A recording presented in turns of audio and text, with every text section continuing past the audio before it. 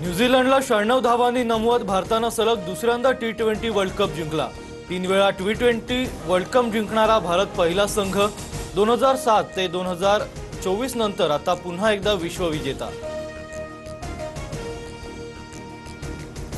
भारताच्या 256 धावांच्या टार्गेट समोर न्यूझीलंड 159 धावांवर गारद।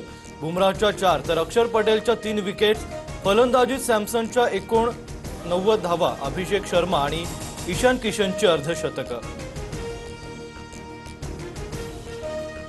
प्रत्येक भारतीयाचं हृदय अभिमानानं आणि आनंदानं भरून आलं। टीम इंडियाच्या विजयानंतर पंतप्रधान मोदींचं ट्विट, अमित शहा आणि राहुल गांधींकडूनही टीम इंडियाचं अभिनंदन। सारे जहां से अच्छा हिंदुस्तान हमारा, भारताच्या विजयानंतर मुख्यमंत्री फडणवीसांचं ट्विट, उपमुख्यमंत्री एकनाथ शिंदे आणि सुनेत्रा पवारांकडूनही टीम इंडियाच्या कामगिरीचं कौतुक। भारताच्या विजयानंतर क्रिकेट चाहत्यांचा मोठा जल्लोष। मुंबई पुण्यासह राज्यभरात जल्लोष साजरा। नाशिक अमरावतीमध्ये जल्लोषावेळी काही तरुणांकडून हुल्लडबाजी।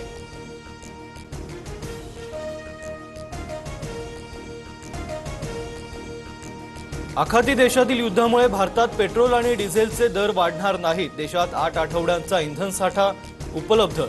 पेट्रोल पंपावर गर्दी करू नका, केंद्र सरकारचं नागरिकांना आवाहन। घरगुती गॅसचा तुटवडा टाळण्यासाठी मोदी सरकारकडून एनर्जी सिक्युरिटीचा नवा प्लॅन लागू। एलपीजी उत्पादन वाढवण्यावर भर देण्याचे आदेश।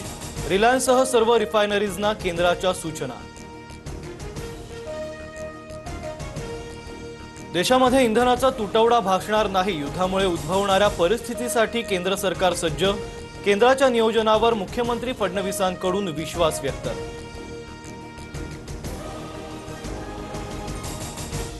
पश्चिम आशियातील भारतीय शेतमालाची निर्यात धोक्यात। तांदूळ आणि केळीची निर्यात संकटात। युद्धामुळे जलवाहतूक ठप्प। भारताचा शेतमाल बंदरांवरच अडकला।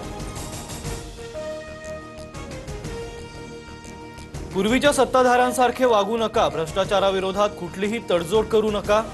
बीएमसीच्या कारभारात नो कॉम्प्रोमाइज, धोरण स्वीकारा। मुख्यमंत्री फडणवीसांचा नगरसेवकांना कानमंत्र। मनसेचा आज वर्धापन दिन। राज ठाकरे रायगडमध्ये मुक्कामी।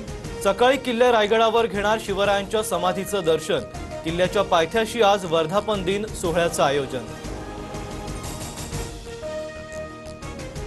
नागपूरच्या एसबीएल कंपनी स्फोटातील मृतांचा आकडा 22 वर। ऑरेंज सिटी रुग्णालयात उपचारादरम्यान एका महिलेचा मृत्यू। इतर 14 जखमी महिला कामगारांवर उपचार सुरू।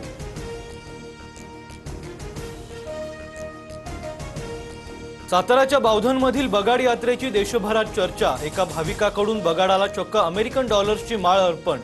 बगाडाचा थरार पाहण्यासाठी भाविकांची मोठ्या संख्येने हजेरी।